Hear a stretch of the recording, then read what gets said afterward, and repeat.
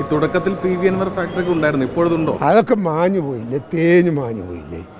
Air piece അൻവറെ സംബന്ധിച്ചിടത്തോളം അൻവർ ഈ തെരഞ്ഞെടുപ്പിൻ്റെ അകത്ത് ഒരു ഒരു ഒരു ഘടകമായി നേരത്തെ ഉണ്ടായിരുന്നെങ്കിൽ പോലും ഇന്നില്ല. ഐക്യജനാധിപത്യ മുന്നണിയുടെ പ്രവർത്തകന്മാരും നേതാക്കന്മാരും ഒരുപോലെ ആവേശത്തോടെ വാശിയോടെ രംഗത്തിറങ്ങി എന്നത് ചാരിതാർത്ഥ്യം തരുന്ന ഒരു അനുഭവമായിട്ടാണ് ഞാൻ ഈ ഇലക്ഷനെ കാണുന്നത്. ഞാൻ ഒരുപാട് ഇലക്ഷൻ കണ്ടിട്ടുണ്ട്, ഒരുപാട് ഇലക്ഷൻ നിയന്ത്രിച്ചിട്ടുണ്ട്.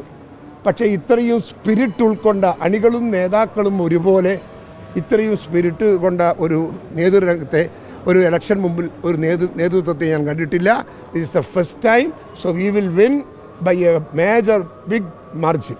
ഈ തുടക്കത്തിൽ PV Anwar ഫാക്ടറി ഉണ്ടായിരുന്നു, ഇപ്പോഴുണ്ടോ? അതൊക്കെ മാഞ്ഞു പോയില്ലേ, തേഞ്ഞു മാഞ്ഞു പോയില്ലേ. എയർ പീസ് എന്തിൻ്റെ പുറത്ത് അവിടെ നിലനിൽക്കാനില്ലല്ലോ അതിനകത്തൊന്നും.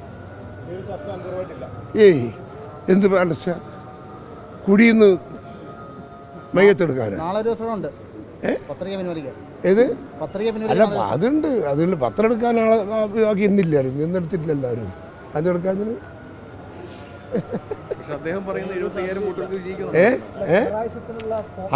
ആർക്കും ഒരു തെരഞ്ഞെടുപ്പിന് നിന്നാൽ എന്തും അവകാശപ്പെടാനുള്ള സ്വാതന്ത്ര്യമുണ്ട്. ആ സ്വാതന്ത്ര്യത്തിൻ്റെ നെഗറ്റീവും പോസിറ്റീവും ചിന്തിക്കേണ്ടുന്നത് കേൾക്കുന്ന നിങ്ങളും ഞാനുമാണ്. നിങ്ങൾക്കെന്ത് തോന്നുന്നുവെന്ന് നിങ്ങൾ ആദ്യം പറ. എനിക്ക് തോന്നുന്നത് ഞാനും പറയാം.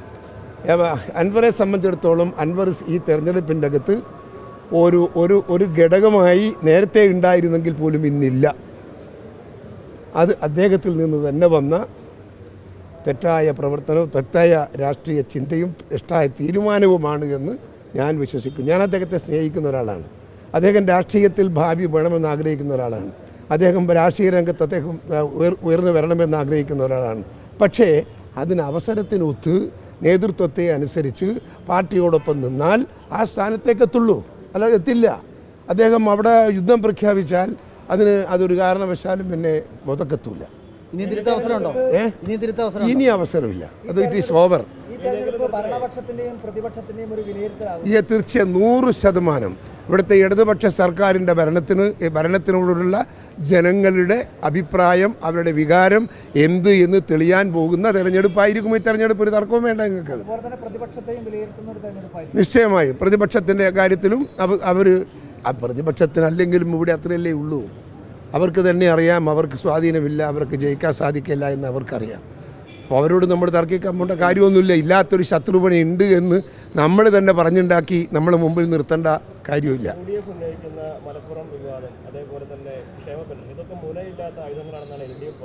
അവർക്ക് പറയാലോ, കുത്താൻ വന്നോൻ കുത്തീനെന്ന് ഞാൻ പറയുമോ? അത് ഞാൻ കുത്തിയിട്ടില്ല, ഞാൻ വാളോട് നോക്കിയിട്ടല്ലേ പറയുള്ളൂ. അതൊക്കെ അവർ ചർച്ച ചെയ്തു അവസാനിപ്പിച്ചിട്ടില്ല. അതൊക്കെ അതുപോലെ നിൽക്കുന്നുണ്ട്. അതെല്ലാം ജനങ്ങളെ മനസ്സിൻ്റെ അകത്ത് കത്തിജ്വലിക്കുന്ന ഒരു തീക്കുണ്ടമായി നിലനിൽക്കുന്നു എന്നതാണ് യാഥാർത്ഥ്യം. നിങ്ങൾ സാധാരണക്കാരൻ്റെ ഒരു വീട്ടിൽ പോയി ഇതിനെക്കുറിച്ച് ചോദിച്ചാട്ടി അവൻ്റെ പ്രതികരണം എന്താണെന്ന് ഒന്നല്ല നിങ്ങൾക്ക് മനസ്സിലാവും. ഞാൻ പറഞ്ഞതും അത് അവർ പറയുന്നതും ഒന്നായിരിക്കും. അതുകൊണ്ട് ഒരു കാരണവശാലും അവരുടെ മനസ്സിൽ നിന്ന് ഈ വികാരങ്ങളൊന്നും പോയിട്ടില്ല. എല്ലാവരുടെ മനസ്സിനകത്തും ഇടതുപക്ഷത്തിനെതിരെയുള്ള വികാരമുണ്ട്. എന്തിൻ്റെ അടിസ്ഥാനത്തിലാണ് ഈ ഇടതുപക്ഷത്തെ സഹായിക്കേണ്ടത്? ഇത്രയേറെ മക്കളെ സ്നേഹിക്കുന്ന ഒരു അച്ഛൻ ഈ ഇന്ത്യ രാജ്യത്ത്, ലോകത്ത്, ഭൂമണ്ഡലത്തിൽ എവിടെയെങ്കിലും ഉണ്ടായിട്ടുണ്ടോ? പിണറായി വിജയനെ പോലെ അച്ഛൻ, അമ്മ, മകൾ, മകൻ, കുടുംബത്തിന് വേണ്ടിയുള്ള പോരാട്ടം. അത് നേർവഴിക്കായിക്കോട്ടെ. ഈ കള്ളപ്പണം ഉണ്ടാക്കി ആ കള്ളപ്പണം മുഴുവൻ ഈ നാടിൻ്റെ സാമ്പത്തിക സ്ഥിതിയെ ബാധിക്കുന്ന രീതിയിൽ സമ്പത്ത് ശേഖരിക്കാനും അത് കൊണ്ടുപോകാനും അത് ഇപ്പോൾ അമ്മയുടെ അച്ഛൻ്റെയും മോളുടെയും മകൻ്റെയും അക്കൗണ്ടിലേക്ക് പരസ്യമായിട്ട് അതിനുള്ള എല്ലാ രേഖകളും ഉണ്ടാക്കി ഈ രാജ്യത്തെ പത്രമാധ്യമങ്ങളിൽ വന്നിട്ട് വല്ല ഉളുപ്പുമില്ലാത്ത ഒരു മുഖ്യമന്ത്രി, ആ മുഖ്യമന്ത്രിയെ കേരളത്തിലെ ജനങ്ങൾ വിലയിരുത്തില്ലേ? കേരളത്തിലെ മലയാളികൾ അത്രയും വിഡ്ഢികളാണോ? അല്ല. അവർക്കറിയാം ഈ ഭരണം ഇടതുപക്ഷം പിണറായി വിജയൻ്റെ കുടുംബത്തിന് വേണ്ടിയുള്ള ഭരണമാണ്. ഞങ്ങളുടെ അടുത്തൊക്കെ ഒരുപാട് CPM-കാർ വരാറുണ്ട്. വ്യക്തിപരമായി ഞാൻ ഒരുപാട് രാഷ്ട്രീയത്തിന് അതീതമായി ഞാൻ ആളുകളെ സഹായിക്കുന്നൊരു പൊതുപ്രവർത്തകനാണ്.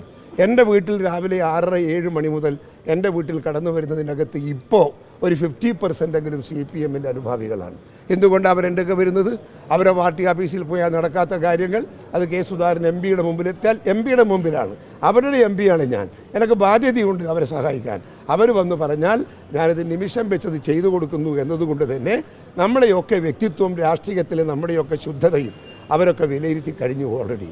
അതുകൊണ്ട് പിണറായി വിജയൻ്റെ സ്വന്തം നിയോജക മണ്ഡലത്തിൽ പോലും അദ്ദേഹത്തിന് ജയിച്ചു വരാൻ സാധിക്കുമെന്നുള്ള വിശ്വാസം എനിക്കില്ല.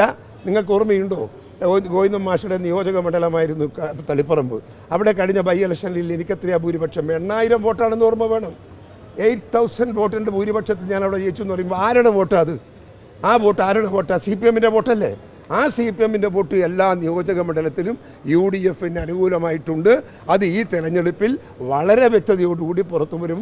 അതിനുള്ളൊരു ഒരു പരീക്ഷണമാണ് ഈ വരുന്ന ഇലക്ഷൻ എന്നാണ് എൻ്റെ അഭിപ്രായം.